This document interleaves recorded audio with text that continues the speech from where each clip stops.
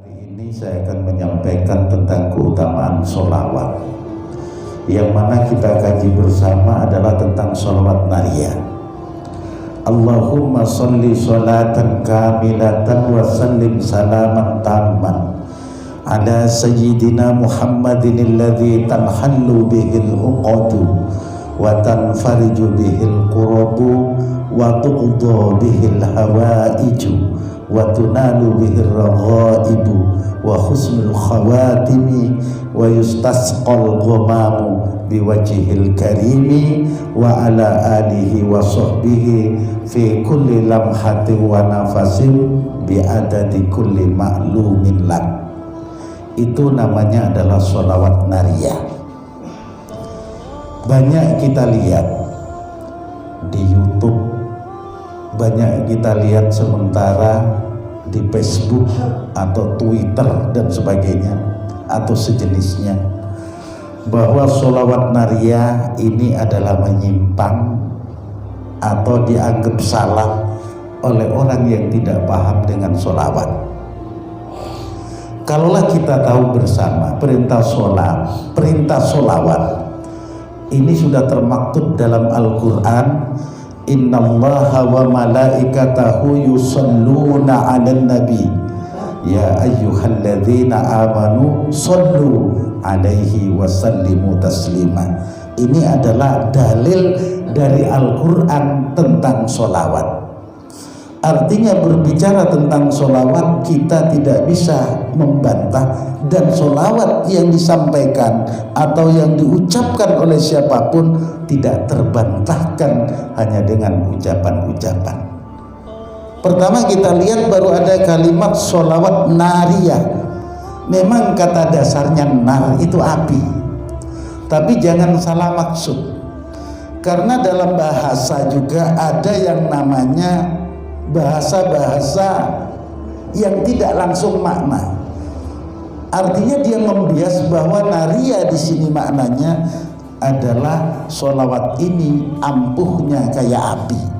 Nah, kalau ada kayu di depan kita kemudian dibakar, maka kayu ini akan habis terbakar oleh kekuatan api. Nah, sehingga diibaratkan sholawat nariyah ini ibaratnya adalah kekuatan api yang membakar kayu.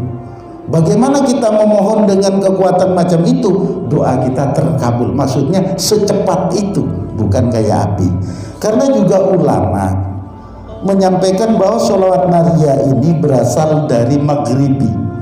Ngerti Maghribi? Maghribi ini Gilimanuk terus ke barat, Gilimanuk ke barat terus entah sampai di mana. Itu Maghribi.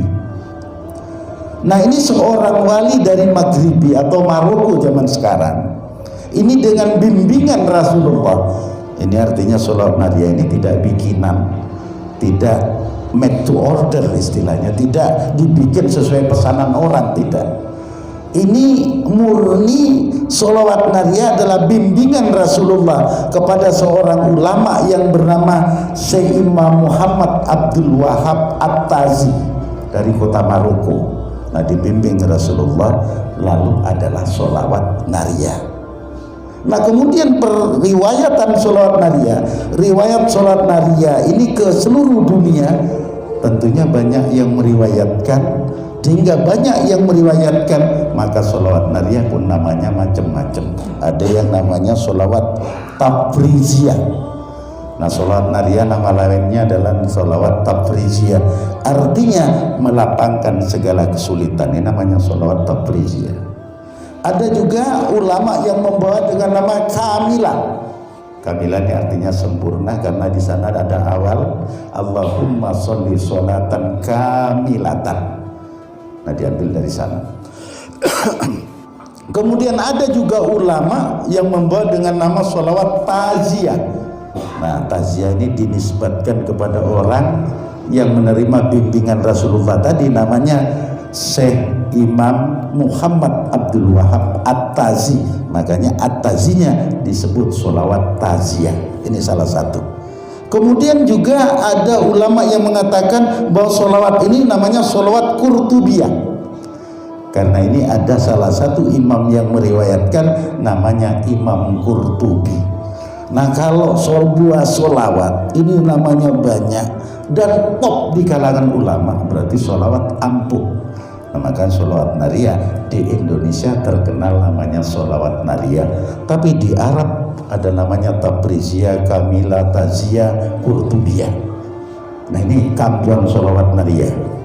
Apakah ada dari Rasulullah tentang keutamaan sholawat? Apakah ada anjuran dari Rasulullah tentang sholawat? Karena tadi Al-Quran menjelaskan demikian, innallaha wa malaikatahu dan seterusnya ada. Qala Nabi sallallahu alaihi wasallam, man shalla alayya wahidan, kata Rasulullah, barang siapa membaca sholawat kepadaku satu kali, kata Rasulullah sallallahu alaihi asran, maka Allah memberikan sholawat kepada orang tersebut 10 kali. Man shalla alayya alfa marratin, kata Rasulullah, barang siapa membaca sholawat kepadaku 1000 kali, kata Rasulullah, lam yamut, maka orang bakal mati orang tersebut, hatta yubasyara lahu bil jannah, sehingga diberi kabar gembira orang tersebut dengan surga. Ini kalau orang ahli sholawat. Kalau rutin istiqomah baca sholawat ajib 1000 kali, diberi sebelum meninggal akan diberi kabar gembira oleh Allah bahwa dia akan masuk surga. Nah ini sudah jelas dalil Al-Qur'annya dan dalil hadisnya dari Rasulullah sallallahu alaihi wasallam. Nah tentunya kita sekarang memaknakan sholawat nariyah. Allahumma du Allah, ya Allah, wahai Allah, oh my God, kalau orang barat begitu, ya Allah. Nah tentunya berbicara tentang Allah di sini adalah mintanya kepada siapa? Kepada iyyaka na'budu wa iyyaka nasta'in. Kepada Engkau ya Allah kami menyembah dan kepada Engkau kami minta tolong. Minta tolongnya ini kepada Allah. Sangat keliru dan sangat naif kalau ada orang mengatakan orang ngamalkan sholawat ini mintanya ke Rasulullah. Sangat naif. Karena apapun kalau diawali dengan Allahumma ya Allah, nah ini otomatis kepada Allah, tidak ke siapapun. Walaupun orang ziarah ke kubur, ini mintanya kepada Allah. Allahumma ya Allah taqabbal awzil soba makaranahu min suratil Fatihah misal.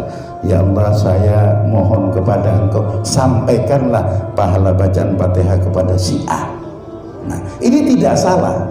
Karena apa? Mintanya kepada Allah untuk Allah nyampaikan. Karena Allah sebagai Khalik, dia makhluk, ini masuk akal. Nah sementara pemahaman yang keliru yang mengatakan bahwa orang datang ziarah ke kubur ini minta ke kuburan, memang keliru. Siapapun, ajaran apapun kalau sudah minta ke kuburan 1000% salah. Mbah, aku njaluk nomor mbah, ini salah. Mbak cari ini nyaut ke kuburan, le kalengan pakai nomor le, aku dipentungi mbak malaikat. Nah, aku dipentungi mbak malaikat ramari-mari le, ojo jal aku nomor le, rono no omai tukang jahit le, golek meteran. Nah di sini ini tentunya memang keliru. Siapapun kalau minta ensik kepada kuburan ini keliru. Tapi kalau minta kepada Allah tidak ada masalah. Nah disinilah harus kita tahu apa yang namanya tawassul, wasilah. Rasulullah SAW juga bersabda, artinya tawassalu bijahi, kata Rasulullah, fa inna jahi indallahi azimun. Tawassalu, berwasilalah, berperantaralah kalian bijahi dengan keagunganku, kata Rasulullah, fa inna jahi, karena keagunganku indallahi adibun, di sisi Allah adalah mulia. Nah keagungan Rasulullah ini di sisi Allah mulia, makanya disuruh minta. Kalau kita mohon kepada Allah jangan lupa nyebut nama Rasulullah. Nah tentu karena apa? Rasulullah punya keutamaan. Kalau nggak percaya buktikan. Yang muda-muda yang mau nikah, sebagaimana Ustadz Ali ini hari Selasa mau nikah misalnya, coba dia mengucapkan di depannya KUA berakad asyhadu alla ilaha illallah, cukup segitu. Paling KUA-nya, mas syahadati kurang mas, tetap ngotot asyhadu alla ilaha illallah. mungkin tidak akan pernah dinikahkan. Tapi kalau dia mengucapkan asyhadu an la ilaha illallah wa asyhadu anna muhammadar rasulullah, syahadat cukup. Satu syahadat tauhid, dua syahadat rasul. Nah, kalau ada orang kita bertawassul kepada Rasulullah, itu bid'ah, itu syirik, sangat naib. Apa? Karena syahadat pasti nyebut Muhammad. Kalau kita bersyahadat tidak nyebut Muhammad, syahadat kita lengkap. Kurang lengkap maksudnya. Nah di sini, nah makanya begitu kita membaca sholawat sudah pasti lengkap permintaan kita kepada Allah dengan membawa keagungan Rasulullah Muhammad sallallahu alaihi wasallam. Allahumma ya Allah sholli, berilah rahmat ta'dim, sholatan dengan sholawat kamilah, dengan sholawat yang sempurna. Sholawat permohonan kita ini doa permohonan agar Allah memberikan kemuliaan kepada Rasulullah yang sempurna. Karena apa kita ngaku begitu? Karena kita ini umatnya. Wasallim salaman tammah, dan berilah keselamatan, salaman dengan keselamatan tammah yang sempurna. Kepada siapa? Ala sayyidina Muhammad, atas junjungan kami Nabi Muhammad sallallahu alaihi wasallam. Nah kemudian baru kita bertawassul, alladzi tanhallu bihil uqadu, alladzi yang sapa Muhammad, tanhallu yang membuka, bihi dengan sebab kemuliaan Muhammad, al uqadu ikatan. Nah kita ini mohon kepada Allah dengan perantara kemuliaan Muhammad agar ikatan-ikatan yang sumpah di hati kita, yang ruwet dalam pribadi kita, yang susah dalam usaha kita, yang hancur modalnya, kita mohon kepada Allah dengan perantara Muhammad. Artinya kita tidak lepas dari asyhadu an la ilaha illallah wa asyhadu anna muhammadar rasulullah. Nah di sini, wong kita kadang-kadang sakit. Ini logika kecil. Kita ini sakit kadang-kadang minta tolong, masa langsung kepada Tuhan. Begitu kita sakit, ya Allah, saya sakit panu, ya Allah, gatel terus sudah 3 hari ya. Tidak mungkin. Tapi kita perantara lagi, nyuruh orang suruh datang ke apotek beli kalpanak.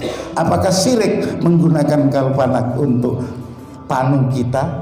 Nah kalau nganggep kalpanak ini syirik, berarti kita gak akan pernah sembuh yang namanya penyakit panu. Nah di sini, ini urusan kecil saja. Makanya tanhallu bil uqadu, supaya dibuka segala permasalahan-permasalahan yang diikat. Watan farju bihil kurobu. Nah artinya supaya masalah-masalah kesusahan ini disingkirkan oleh Allah, disingkirkan dengan kemuliaan Muhammad. Kita ini susah, anak nangis, bojo wis ape minggat, duit gak ono, tonggo semua menjauh misalnya, sumpah hidup, pelariannya adalah kepada Allah, mohon dengan kemuliaan-kemuliaan yang ada. Nah ini tentunya waktu bil hawaiju, dan tentunya kita ini minta agar dikabulkan hajat-hajat kita. Nah ini kepada Allah begitu. Watunalu bihir rogoibu, dan agar didapatkan dengan beraganya Muhammad, dengan syafaatnya Rasulullah, rogoibu yang kita tuju, yang kita maksud. Apa cita-cita kita? Wa husnul khawatim, dan kita juga minta agar kita mati husnul khatimah. Nah ini wa yustasqal ghamamu, dan kita mohon kepada Allah agar awan yang mengumpal di atas diturunkan untuk menjadi hujan. Ini makna kias, agar apa? Sumpeknya kepala, bingungnya hati, susahnya pikiran, ini agar dicairkan oleh Allah, sehingga kita melihat hidup dalam kenyataan ini enak. Kadang-kadang kan kita ini susah, lihat tetangganya sudah kuat beli sepeda motor, kita ngomel-ngomel sendiri, alah paling ngutang, kalau utang ya kredit. Kita bingung sendiri, ini kenyataan dalam kehidupan. Tetangganya sudah beli mobil karena sudah mampu, alah dia kok bingung, akhirnya dia naik ambulan ke rumah sakit. Tetangganya beli Avanza, dia naik ambulan ke rumah sakit. Nah gitu. Tetangganya sudah ke Jakarta naik pesawat, akhirnya dia juga naik pesawat yang kakinya orang lain dipakai jalan, artinya dibawa ke kuburan, dipikul la ilaha illallah. Akhirnya begitu. Nah, manusia ini kan sumpeknya di sana. Kalau tidak ada jalur lewat jalurnya Muhammad Rasulullah SAW, kalau tidak dekat dengan Allah, hidup ini dijamin hanya muter-muter tok kayak obat nyamuk, nggak ketemu, muter terus di sini. Nah, makanya setelah itu kenapa biwajhil karim, biwajhihi dengan keagungannya Muhammad Al-Karim yang mulia. Kalau sudah nama Al-Karim, Al-Adim, sifat Allah yang nyandang kepada Rasulullah. Nah, di sini termasuk Al-Karim, Al-Adim. Wa innaka la'ala khuluqin adim. Dan pasti kau Muhammad senantiasa dalam akhlak yang agung. Kalau di luar Muhammad tidak ada pakai Al-Karim, pasti Abdul Karim, pasti pakai Abdul, Fathul Karim atau Zainul Karim. Tidak ada dia, tidak ada pakai langsung Al-Karim kecuali Rasulullah Muhammad sallallahu alaihi wasallam. Nah, salawat ini kemudian kita peruntukkan juga wa ala alihi, dan untuk keluarganya Nabi, wa sahbihi, dan para sahabatnya Nabi, fi kulli lamhatin, di dalam setiap kedipan mata. Nah, mata ini berkedip kira-kira sehari semalam berapa? Sehari 48.000 kedipan mata. Menurut orang-orang tasawuf itu begitu. Mata kita berkedip sehari 24 jam ini 48.000.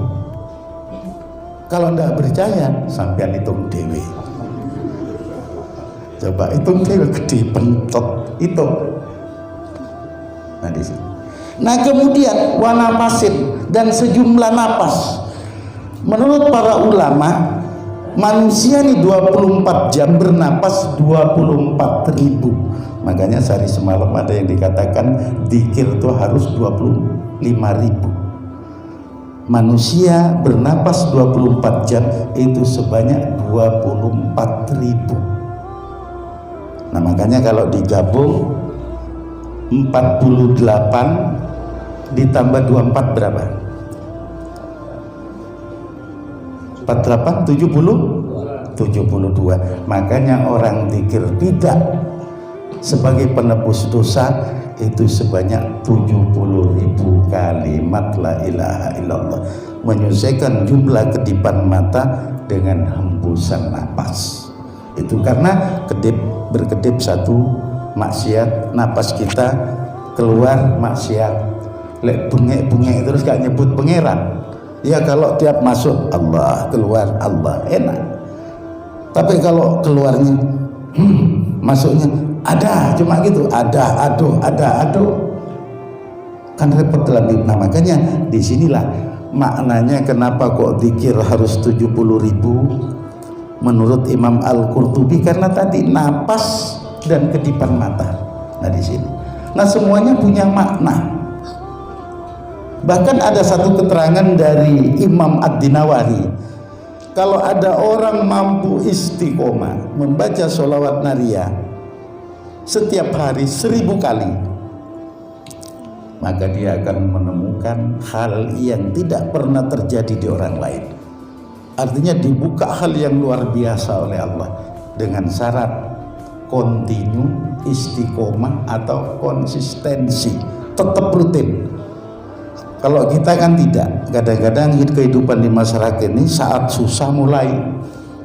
Kalau sudah susah, duit kaono, musim corona, dodolan sepi, nah, anak jaluk manisan, bojo ngomel-ngomel, beras entek, mulai lungguh di pojok omah. Ya Allah. Nah, kita ini kalau susah sudah nyebut, ya Allah. Kalau begitu kita senang, begitu kita banyak duit, Tuhan dilupakan. Kita sudah selalu tolak-tolak goodbye. Kita mengucapkan selamat tinggal kadang-kadang dengan Tuhan. Tapi kalau lagi susah, Tuhan kayaknya dekat di hati. Ya Allah, ya Allah, astagfirullah, sholawat, sallallahu alaihi Muhammad, sallallahu alaihi Muhammad. Kalau susah, sallallahu ala Muhammad lengkap. Tapi kalau lagi panen, lagi banyak duit, banyak rezeki, bukan sallallahu alaihi Muhammad yang terucap, tapi salah alamat, salah alamat. Nah ini karena sudah merasa bangga diri bahwa duit banyak di sini. Nah ini tentunya pentingnya kenapa kok kita belajar meyakini sesuatu dengan hati, meyakini sebuah doa, sebuah zikir agar rohani kita nyambung. Karena kita ini makhluk dicipta, wa ma khalaqtul jinna wal insa illa liya'budun, dan aku tidak menciptakan jin dan manusia illa liya'budun, agar menyembah Allah. Caranya menyembah iyyaka na'budu tadi, iyyaka kepada engkau, nasta'iyyaka na'budunya kami menyembah. Kok bahasa kami? Tadi bahasanya kok bahasa, nah tentunya di sini pakai nasta'in, na'budu, kami menyembah. Kalau sudah bahasa kami tidak sendiri, berarti harus kita punya guru. Kami kita sholat nih ngajak ilmu dari guru, dari guru, dari guru. Tidak ada ilmu kok, ilmunya dari YouTube, dari medsos, ini rugi. Wa iyyaka nasta'in, dan juga kita mohon kepada Allah, nasta'in kami minta tolong. Nah kaminya ini juga ada gurunya yang membimbing, mengarahkan sehingga kita lurus. Nah kita orang Indonesia jangan sampai pola pikir kita, gaya hidup kita, gaya beragama kita tidak memahami asal usulnya. Kita tetap mengikuti kepada ulama, kepada tabi'in, kepada tabi'in, kepada sahabat yang nyambung kepada Rasulullah, sehingga tingkah dan sikap kita mendapat ridho Allah Subhanahu wa taala. Demikian kurang lebihnya saya akhiri. Wassalamualaikum warahmatullahi wabarakatuh.